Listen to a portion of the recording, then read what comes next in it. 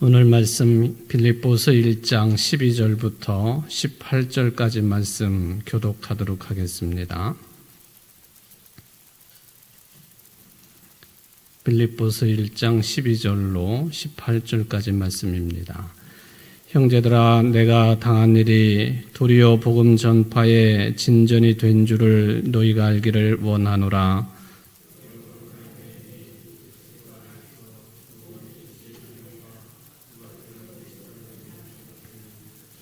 형제 중 다수가 나의 매임으로 말미암아 주 안에서 신뢰함으로 겁 없이 하나님의 말씀을 더욱 담대히 전하게 되었느니라.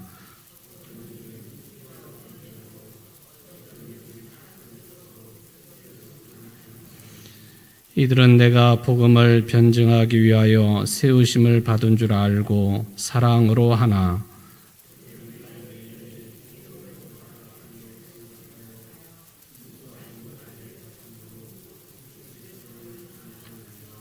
그러면 무엇이냐? 거칠애로 하나 참으로 하나 무슨 방도로 하든지 전파되는 것은 그리스도니 이로써 나는 기뻐하고 또한 기뻐하리라. 아멘.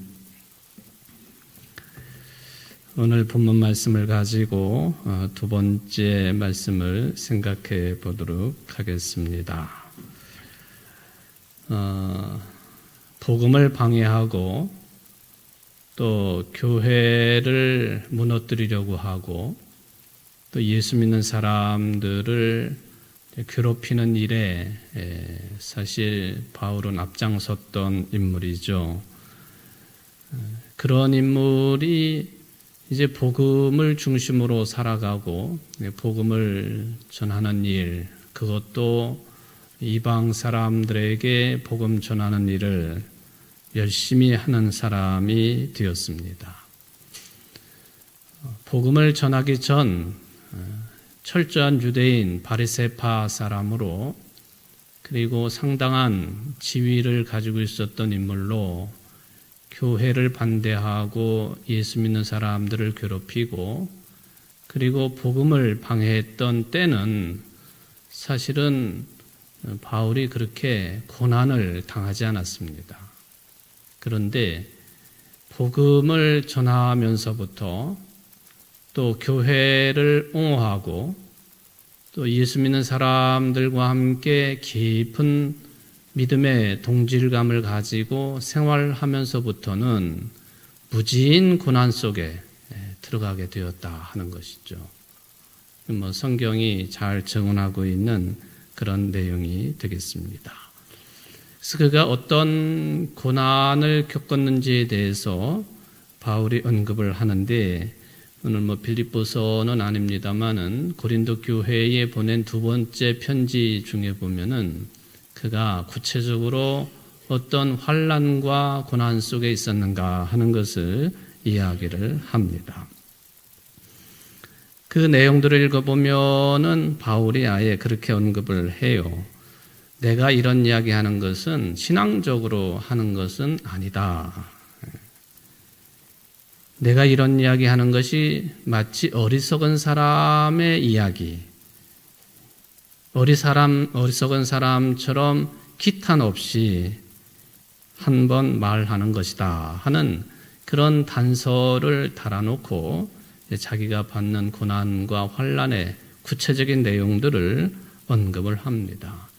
그게 바울도 사람이기 때문에 아주 차분한 상태로 이야기했다고는 볼 수 없겠습니다. 매우 격정적인 상태 속에서 자기가 당한 고난에 대해서 비록 그것이 신앙적인 것이다라고 다 말할 수는 없지만 또 어리석은 측면도 있겠다 그러면서 자신의 삶을 아주 적나라하게 자신의 고난에 대한 이야기를 언급을 해주고 있습니다. 여러분들 고린도후서 11장을 한번 펴보시기를 바랍니다.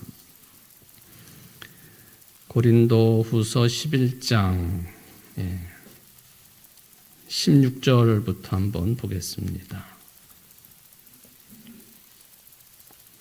고린도후서 11장 16절부터 28절까지 말씀, 좀 긴 내용인데 교독을 해보도록 하겠습니다. 내가 다시 말하노니 누구든지 나를 어리석은 자로 여기지 말라. 만일 그러하더라도 내가 조금 자랑할 수 있도록 어리석은 자도 어리석은 자로 받으라.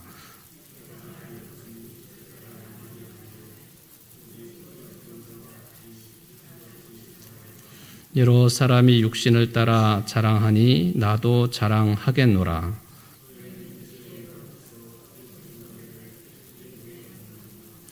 누가 너희를 종으로 삼거나 잡아먹거나 빼앗거나 스스로 높이거나 뺨을 칠지라도 너희가 용납하는도다.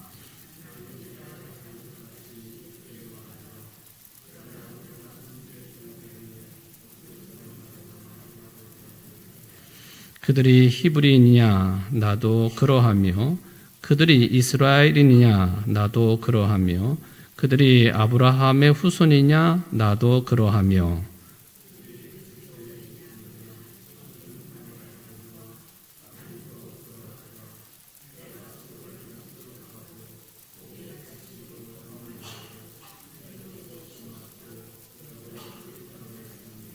유대인들에게서 40에서 하나 감 한 매를 5번 맞았으며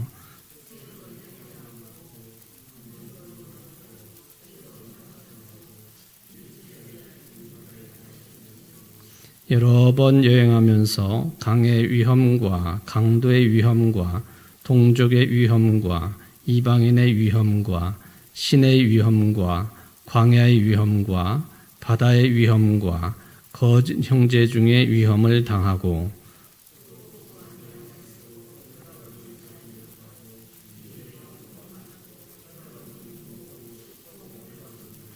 이 외의 일은 고사하고 아직도 날마다 내 속에 눌리는 일이 있으니 곧 모든 교회를 위하여 염려하는 것이라. 아멘.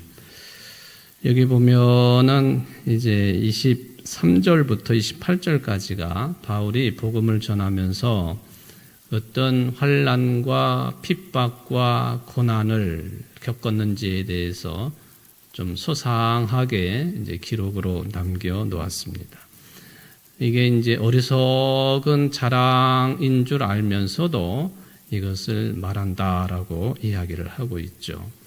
심지어는 뭐 유대인들에게뿐만 아니라 여기 이제 그 말씀의 뉘앙스로 보면은 그 그리스도 안에 있는 자들로부터도 바울은 어려움을 겪은 것으로 그렇게 보여집니다. 이렇게 바울이 어려움을 겪었다 하는 것을 생각을 해 볼 수가 있겠습니다. 특별히 바울이 당한 그 수많은 어려움들 가운데에 이제 지난주 수요일 날 몇 가지 그 상황을 언급을 해드렸는데 특히 여러 번 감옥에 갇힌 경우가 있었다 하는 그런 이야기죠. 여러분들이 잘 아시는 것처럼 바울이 소아시아 지역, 지금의 튀르키예를 중심으로 복음을 열심히 전해서 교회들이 탄생을 하고 믿는 자들이 생겨나고 그러는 중에 성령께서 그를 유럽 쪽으로 주님께서 그를 인도를 하시죠. 사실 바울은 소아시아 지방에서의 선교의 열매가 그게 대단한 것이었기 때문에 그런 환경을 더 확장을 시키고 또 열매를 더 좋게 거두고 그리고 사실 한 사람으로 볼 때도요. 자기가 복음을 전해가지고 그 에게 주변에 있는 그 여러 항구 도시를 비롯해가지고 뭐 조금 들어간 내륙까지 이르러서 그 소아시아 7교회를 비롯한 뭐 여러 교회들이 바울이 복음을 전함으로 인하여서 탄생하지 않습니까? 그러니까 그 선교의 열매를 거두고 뭐 인간적으로 볼 때도 그 기쁨이 얼마나 큰 것입니까? 복음을 방해하던 사람이 복음을 전함으로 인하여서 교회 공동체가 탄생을 했으니 또 교회를 처음 시작한 그런 개척자로서의 그런 인정 이런 것들도 당연히 있었을 거예요. 그러니까 바울은 더 오랫동안 유럽까지 건너갈 생각보다는 이곳이 좋사오니 하면서 그곳에 복음의 씨앗을 더 깊게 내리려고 하는 그런 뜻을 가지고 있었지만 그게 성령의 뜻이 아니었고 하나님의 뜻이 아니었죠. 그래서 그를 유럽 쪽으로 하나님께서 가게 하시지요. 드로아에서 배를 타고 이제 유럽으로 들어가는데 네아폴리라고 하는 항구를 통해 가지고 거기서 한 15, 20km 정도 떨어져 있는 빌립보 내륙 지방으로 들어가게 합니다. 늘 말씀을 드리지만은 네아폴리 지금 뭐 다른 도시명을 가지고 있지만 이 네아폴리를 가게 되면 이 네아폴리라고 하는 말 자체가 새로운 도시라 그런 의미. 항구 도시인데 새롭게 건설이 된 도시, 뉴 폴리스라고 하는 그런 뜻을 가지고 있죠. 아마 이 항구 도시는 빌립보 성을 위해서 새롭게 조성이 된 항구 도시라고 여겨도 괜찮을 것 같습니다. 지금도 이 네아폴리를 가면은 바울이 배를 타고 와가지고 첫 기항지 항구로서 그걸 기념하는 조그마한 예배당이 있고 또 그때 당시에는 바다가 더 내륙 쪽으로 아마 들어와 있었던 것 같아요. 지금은 완전히 그 도시 지역이지만은 길거리 한 중간에 요 지점이 바울이 배를 타고 왔던 그리고 내렸던 곳이다 해가지고 그런 표식도 돼 있고 그렇거든요. 이제 네아폴리를 거쳐가지고 빌립보로 들어갑니다. 빌립보는 성경에서 기록하기를 마케도니아 성의 마케도니아의 첫 성이라 이 마케도니아의 첫 성이라고 하는 얘기는 유럽 도시다 그런 얘기거든요. 마케도니아는 지금도 존재하고 있는 지명이죠. 마케도니아. 여기서 복음을 전하다가 감옥에 갇혔죠. 그게 이제 아마 바울로서는 이게 투옥, 그 유럽 지역에 복음을 전하면서 투옥된 그런 경험이라고 볼 수가 있겠습니다. 그 외에도 예루살렘에를 들어갔다가 유대인들이 그 무고로 고소를 해가지고는 로마 정부에 의해서 투옥이 된 경험도 있습니다. 예루살렘에서 며칠간 감금을 당했다가 이제는 가이사랴로 호송이 돼가지고 거기서 2년 동안 감옥 생활을 하지요. 뭐 이거 외에도 바울이 여러 차례 이제 감옥 생활을 한 것으로 되어 있는데 에베소에서도 투옥된 것으로 보여지는데 이렇게 투옥 생활을 하지요. 감옥 생활. 그리고 최종적으로는 로마의 압송이 돼가지고 로마에서 감옥 생활을 하지요.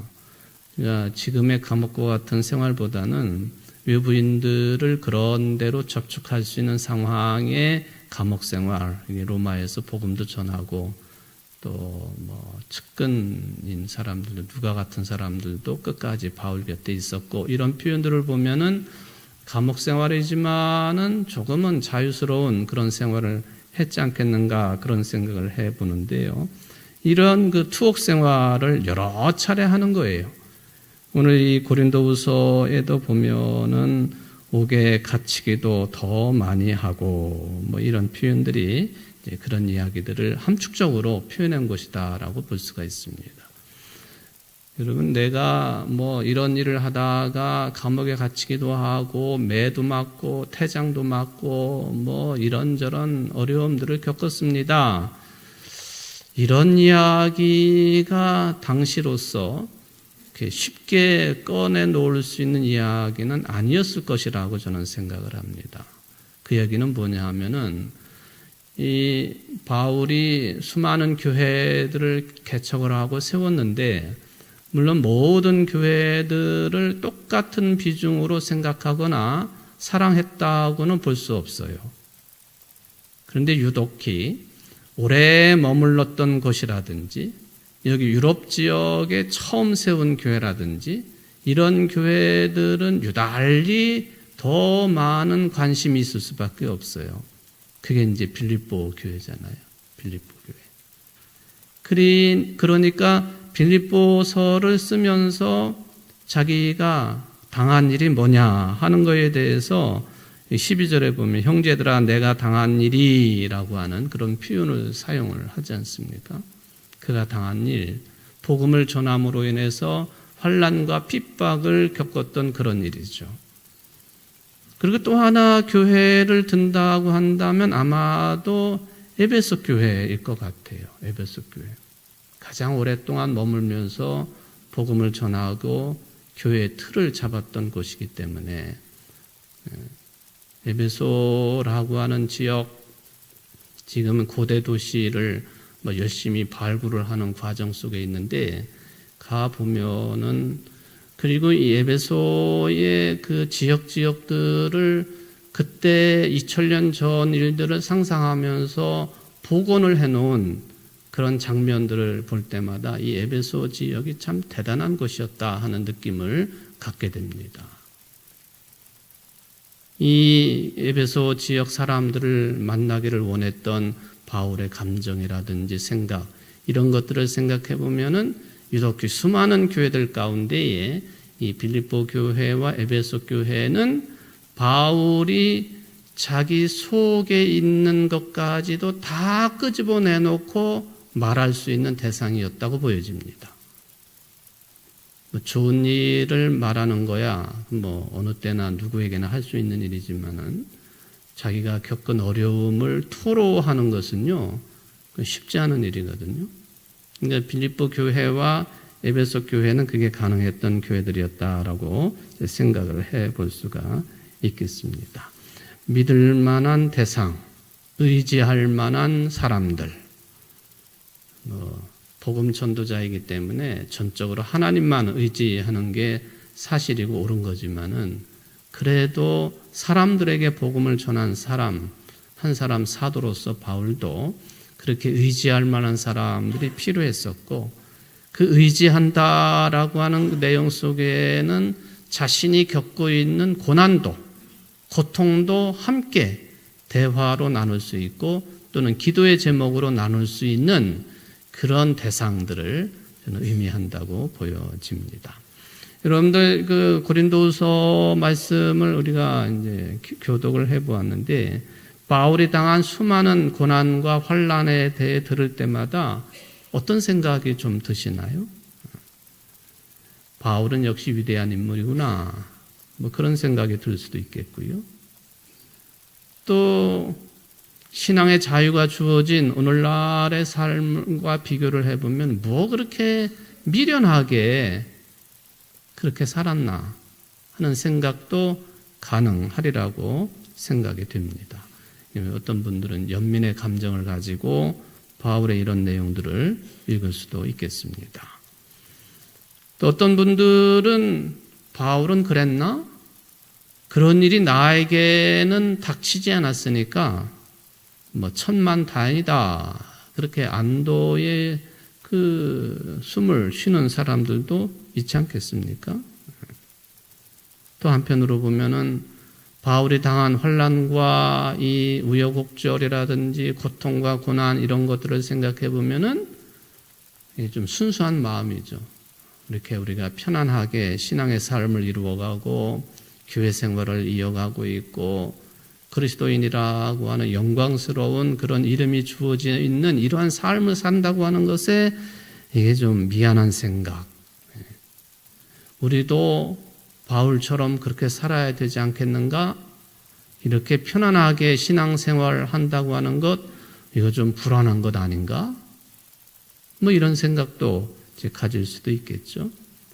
여러 가지 경우가 있는데 여러분들은 어느 생각이 좀 더 가까운지 모르겠습니다. 물론 모든 사람이 바울 같을 수는 없어요. 우리 찬송가 가사에도 보면은 바울 같지 못하지만 그런 가사가 있잖아요. 누구나가 다 그래요. 바울처럼 살 수는 없어요. 그에게는 곧 바울이 당한 고난을 똑같이 참여할 수가 없는 거예요.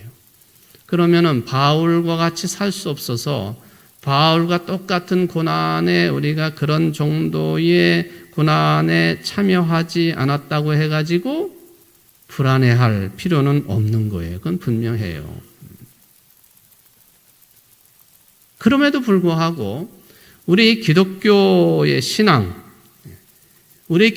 신앙은 십자가 중심의 신앙이고, 그 십자가라고 하는 것은 필연코 고난과 관련이 되어 있는 것인데, 바울처럼 그렇게 살 수도 없고, 바울의 고난에 똑같이 참여하지 않는다 해서 불안해할 필요는 없지만, 기본적으로 우리 기독교의 신앙, 이거는 고난과의 관계를 뗄 수 없다. 이 입장만은 우리가 분명하게 유지해야 된다. 그 점만은 제가 분명하게 말씀을 드립니다. 우리 기독교 신앙은 예수님께서 말씀하신 것처럼 자신의 십자가를 지고 주님을 따르는 것 아닙니까? 이거는 해도 되고 안 해도 되는 게 아니라 예수님의 명령이에요. 명령형이에요. 그리고 2000년의 기독교 역사가 이 점을 늘 기억하면서 그 역사를 이어왔습니다. 그러니까 기독교 역사라고 하는 것은요, 세상적인 기준으로 볼 때 무슨 영예와 부러움의 대상이라기보다는 오히려 이런 십자가의 고난, 이것으로 그 역사가 점철되어 왔다. 이건 분명해요. 오늘날 21세기 특히 한국의 그리스도인들에게 이런 이야기는 이렇게 좀 동떨어진 것 같은 느낌을 주는 것도 사실이지만은 기본 정신은 그렇다는 거죠.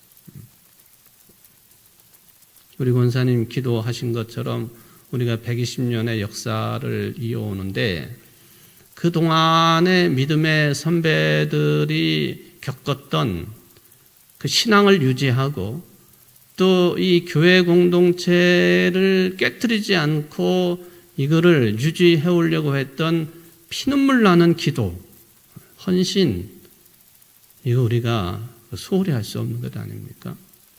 물론 시대마다 십자가의 의미와 종류가 내용이 다를 수 있기 때문에 다 똑같은 차원에서 놓고 평가할 수는 없겠지만, 오늘날도 여러분들이 십자가의 믿음의 정신을 놓친다고 한다면, 그래서 기독교인이라고 하는 영광스러움만 추구를 한다고 한다면 그 위험한 일입니다. 위험해요. 나를 바쳐야 되고 헌신해야 되고, 그게 뭐가 됐든지 시간이 됐든 물질이 됐든 심지어는 내 생명까지도 주님 원하시면 드릴 수 있는 그 세상의 삶의 기준하고는 맞지 않는 거잖아요. 희생하고 헌신하고.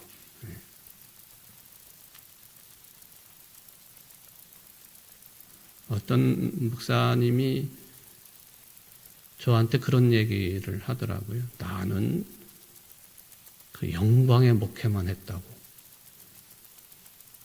그 이야기를 들으면서 이건 아니다 하는 생각이, 지금도 마찬가지예요. 어떻게 영광의 목회만 할 수 있습니까?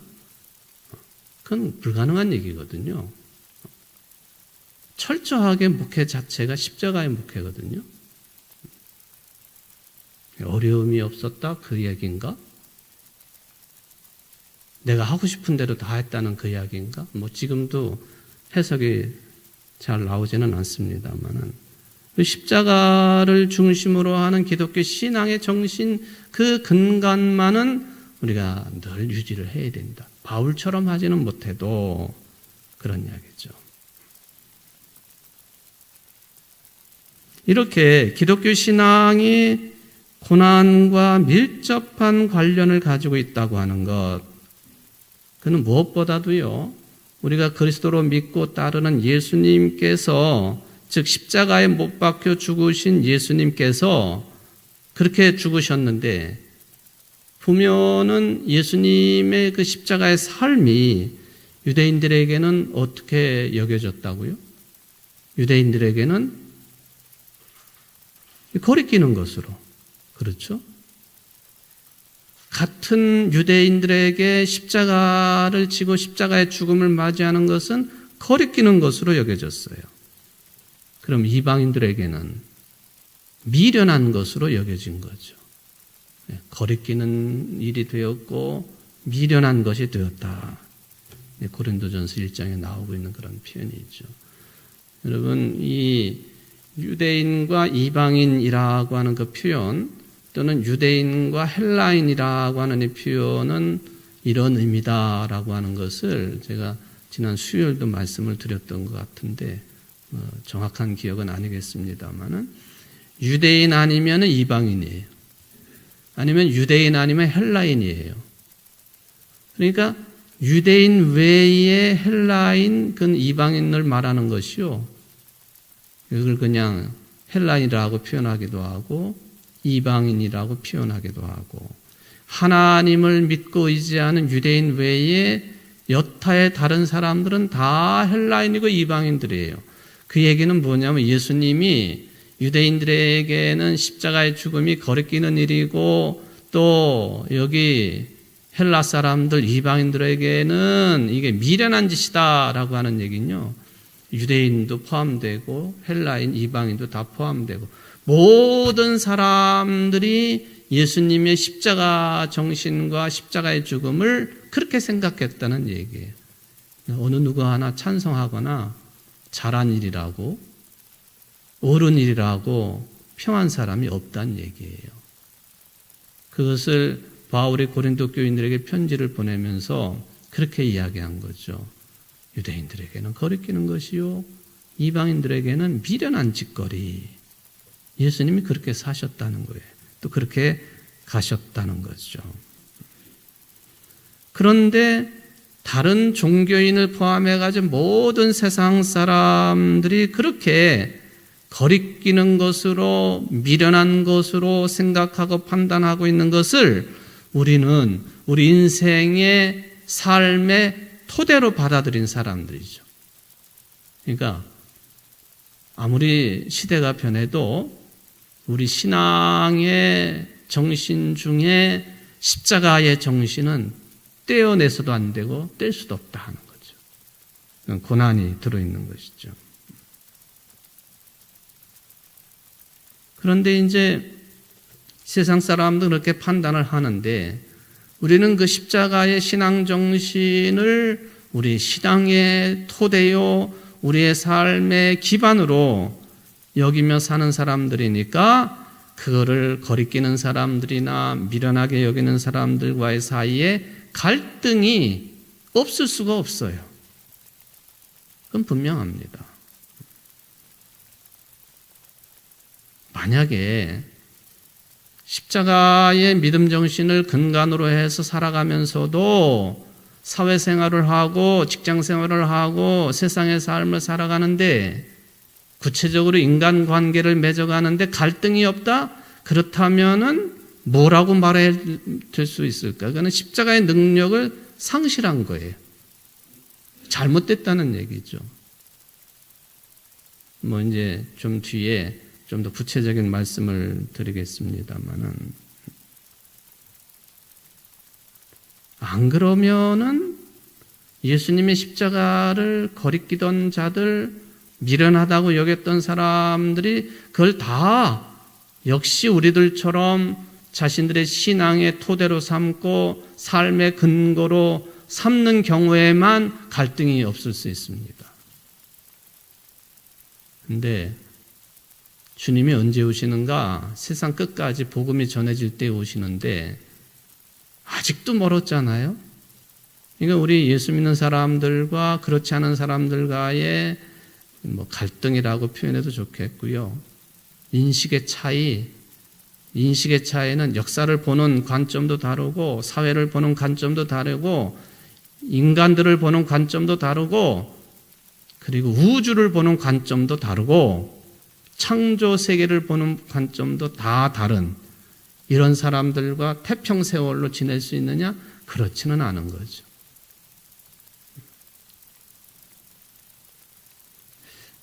근데 가만히 생각해 보면은 저도 그렇고 여러분들도 그럴 수 있을 거예요. 내가 이 십자가의 능력대로 살고 있느냐? 내 삶의 토대를 십자가의 믿음 정신으로 삼고 있느냐? 신앙의 근간을 그 내용으로 삼고 있느냐? 그런 질문 앞에 서게 되면 온전한 답변이 어려울 것 같습니다. 그런데 예수 믿는 사람들 가운데 이렇게 얘기를 들어보면은 예수 믿기 때문에 당하는 고난, 환난 또는 핍박까지도요. 이런 것을 어떤 경우에 그것을 적용을 하느냐? 예를 들면은 어느 교회가 땅을 사서 있던 지역에서 하든 간에 교회당을 짓기 시작을 했습니다. 그러면은 당연히 요새는 동네 사람들이 극렬하게 반대를 해요. 왜 그냥 일반 사회생활을 하면서도 우리 집을 새로 짓거나 또는 큰 빌딩이든 작은 빌딩이든 이렇게 건축을 한다거나 하면은 요새도 그렇게 할 거요? 그리고 주민들이 사는 그 한가운데 동네를 크게 잡아가지고 예를 들면 아파트가 들어서거나 하면은 상당한 민원이 들어가게 되어 있습니다. 그리고 관계기관들은 그런 민원을 소홀히 할 수가 없잖아요. 요즘은 민원을 제기하면 일주일 내내 답변을 해야 되거든요. 어떤 기관이든 다 마찬가지예요. 민원이 들어가면 답변을 해야 되는 거예요. 그러니까 공사를 개인적인 공사든 공적인 공사든 아파트를 새로 짓든 재건축을 하든 그러면은 주변에 있는 그 주민들을 어떻게 해야 돼요? 일단 뭘 막아야 돼? 입을 막아야 돼, 입을. 옛날에 보면은 설탕 포대도 돌리고 밀가루 포대도 돌리고 그렇게도 하는 모습을 봐. 요즘은 어떻게 하는지 잘 모르겠어요. 아마 주민들을 위한 복지시설에 대한 언급을 한다든지 확충을 한다든지 또는 골고루 혜택이 갈 수 있도록 그런 방침을 정해서 진행을 한다든지 대개가 이제 그렇게 가지요. 근데 교회당을 짓는다고 한다면 이거 참 엄청난 반대에 부닥치게 되어 있습니다. 제가 이전에 있던 교회의 어떤 집사님이 S건설에 근무를 하셨는데 S건설 그러면은 아주 유명한 건설 회사예요. 근데 거기서도 재건축 담당을 하셨어요. 그러면은 처음부터 끝까지 그 아파트가 들어설 수 있도록 모든 잡다한 일까지도 다 관리를 해야 돼요. 그분이 말수도 별로 없으신 분이신데 하루는 그러던 목사님, 이런 재건축을 할 때요, 제일 골치 아픈 데가 어딘 줄 아세요? 교회예요, 교회. 그 말을 해요, 교회라고. 이게 오늘 드리고 싶은 말하고는 조금 반대 성향의 이야기이긴 하지만 왜 그렇게 반대를 하고 힘들게 하는가?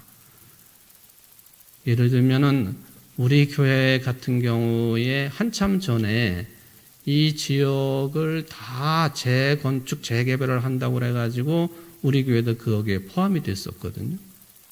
그래서 저도 깜짝 놀래고 교회 당회도 깜짝 놀래가지고 그 대책을 강구하면서 우리 교회는 포함돼서는 안 된다.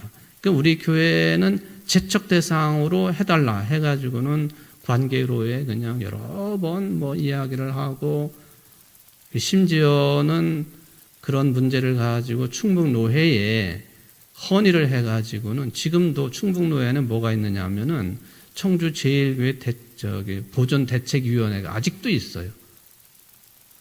우리 교회 때문에 생겨난 건데 이런 경우에 다른 교회들도 이런 경우를 만나면 그 위원회를 통해서 헌의하고 또 방침을 마련하고 그렇게 하잖아요. 그걸로 끝난 게 아니에요.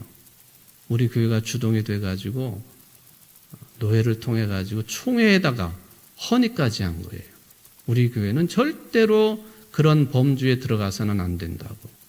이건 무슨 교만함이나 자만함이 아니라 역사성 때문에도 그렇고, 그래서 여기 층계 옆에 가보면은 한국기독교 장로회 총회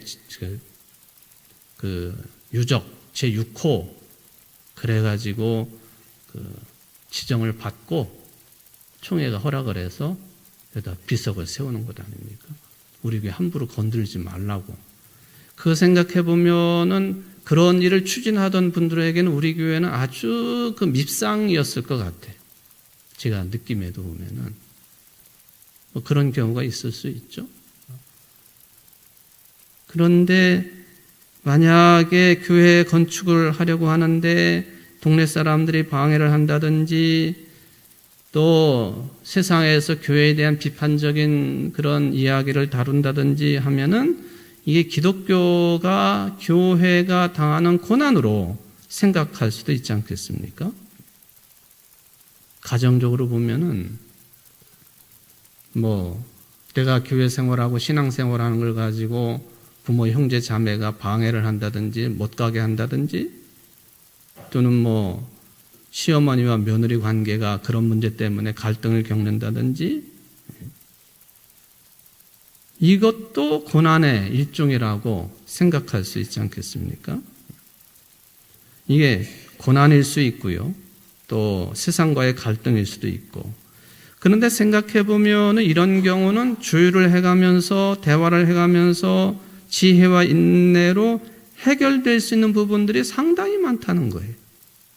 내가 조금 더 참으면 또 어떤 지혜로운 방침을 가지고 서로 대화를 하다가 보면은 그거는 해결책이 나오게 되어 있어요. 무지막지한 그런 교회 외에는. 그런데 참 안타까운 것은 정작 우리 교회가 힘을 내가지고 도전적으로 판단을 해야 될 부분에 있어서는 항상 뒤로 물러나고 양보를 하다가 양보해도 되고 좀 뒤로 물러서도 될 부분에 있어서는 마치 전쟁을 하듯 투쟁적으로 나서는 경우가 더 많다는 거죠. 이게 우리 다른 나라 이야기할 것도 없고 한국의 교회가 가지고 있는 고질병적인 현상입니다.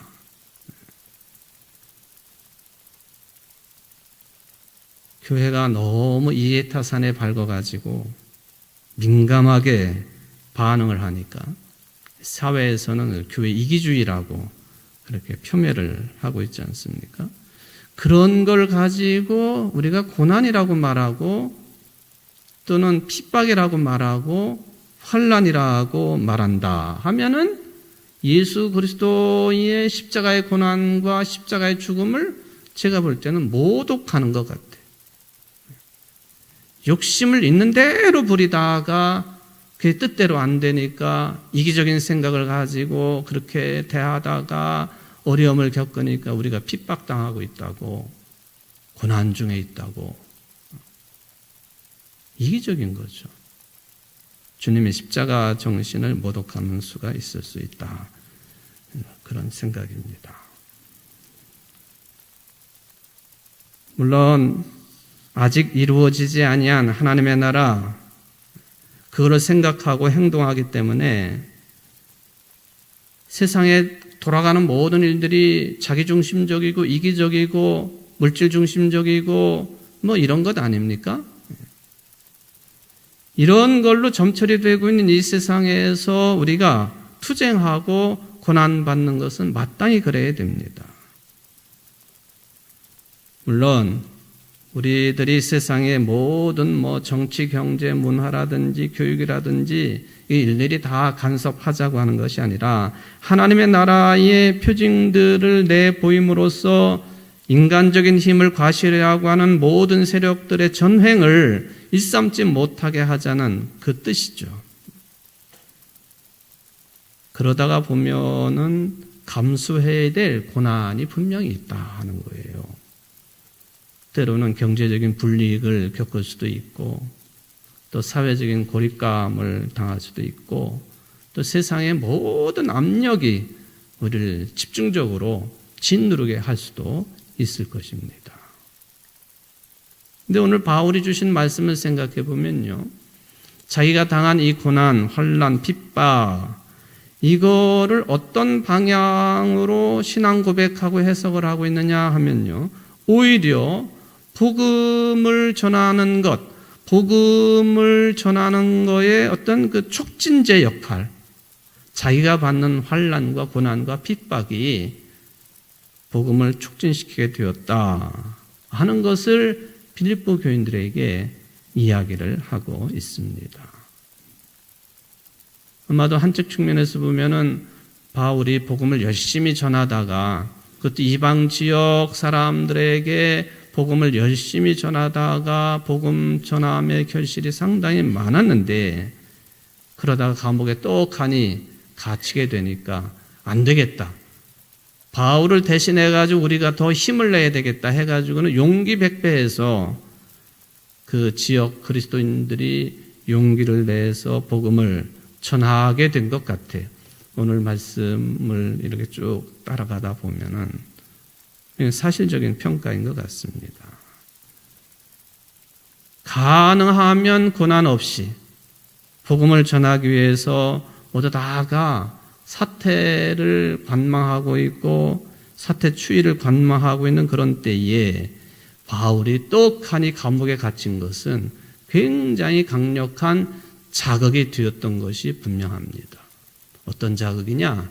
우리라도 복음을 더 열심히 전해야 되겠다라고 하는 그런 자극입니다. 이 지도자가 감옥에 갇히는 일 아니에요? 복음을 전하는 가장 큰 일을 담당하고 있는 이 지도자, 이방인 사도가 감옥에 갇힌다고 하는 것은 큰 고난이지요. 이게 현실로 나타나게 되니까 복음을 전하면서 교인들이나 교회가 이런저런 작은 고난들을 맞게 될 터인데 얼마든지 받아들일 수 있는 것이죠. 바울이 저렇게 고난을 당하는데 우리가 당하는 고난쯤이야 생각하면서 복음을 전한다는 것이죠. 요즘에는 이게 참 이상한 세상이라서요. 무슨 JMS라든지 이런 사람들 감옥에 들어가 있고 또 만민중앙교회 문제라든지 이렇게 그 이상한 짓거리를 해가지고 교회 지도자들이 감옥에 들어가고 벌금을 물고 이렇게 하면은 교인들이 정신을 번쩍 차리는 것 같아요. 그래가지고 사회 법 판단이 잘못되었다고 난리를 치고 그런 걸 보도를 하는 방송국에 몰려가가지고 수백 수천 명이 시위를 하고 그러잖아요. 어떤 분은 혼자서 그냥 제가 대전에 그 법원 거리를 이렇게 지나가다 보니까 여자분이 막 울면서 혼자 호소를 해.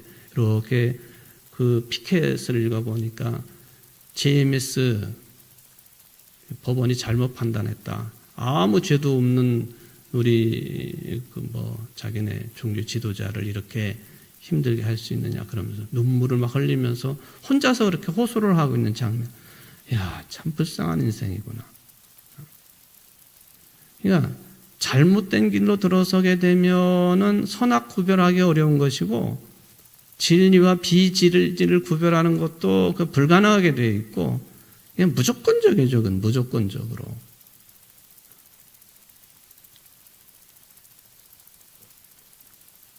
그러니까 이 바울이 당한 고난과 그것 때문에 자극이 돼가지고 그 지역의 교인들이 또는 교회 공동체가 복음을 더 열심히 전하고 또 받는 고난이 있다 할지라도 그것을 큰 고난에 비하면 적은 것이라 받아들이고 반대 현상이죠. 반대 현상. 그러니까 바울이 위대한 인물이다라고 생각되는 게 바로 여기에 있습니다. 자신이 감옥에 갇히는 일, 자신이 엄청난 감옥에도 갇히고 고린도 후서에서 말씀한 것처럼 엄청난 일들을 겪었는데 그거를 뭐와 연결을 시키느냐 하면은 복음을 촉진시키는, 복음이 전해지는 일에 촉진제와 같은 역할을 했다. 그렇게 받아들이고 해석하고 이해할 수 있다고는 점에서 바울은 큰 인물입니다. 대부분의 사람들이 늘 자기 중심적으로만 사물을 바라보고 이해 타산에 기울거나 아니면 감정에 치우치거나, 바울에게는 자기가 당하는 그런 일보다도 복음의 일이 훨씬 더 중요했던 거예요. 제가 바울처럼 하지 못한다고 하는, 바울처럼 못하지만은 이 찬송과 가사를 부를 때마다 이게 핑계가 되기도 하고 한편으로는 위로가 되기도 하고, 그래 뭐 바울같이 우리가 할 수 있겠나 뭐 그런 생각이 들기도 합니다만은, 당한 구체적인 내용을 보면 그래요. 그런데 이 정신만은 우리가 놓쳐서는 안 되겠어요. 바울이 어떤 일을 당하더라도 복음이 더 우선이었고 복음이 더 중요했다는 거죠. 오로지 복음을 전하는 일에만 집중해서 살았다. 기독교 신앙의 큰 흐름이 바로 이것이다 하는 것이죠. 나에게서 일어나는 일들을 통해서 복음 전하는 일이 그게 빨리 진행이 되고, 그럴 경우면 사실 우리가 하나님의 일을 온전히 생각하고 바라볼 수 있는 것 아닙니까? 바울이 그런 인물이었다 하는 점을 우리가 늘 염두에 두고 생각하고 기도의 제목으로 삼고, 우리의 평생의 삶이 바울과 똑같지는 않지만 나로 인해서 복음 전하는 일이 빨리 진행이 되고 더 넓게 진행이 되고 그런 삶을 살아야 되겠구나 하는 깨우침을 이 말씀을 통해서 깨닫게 됩니다.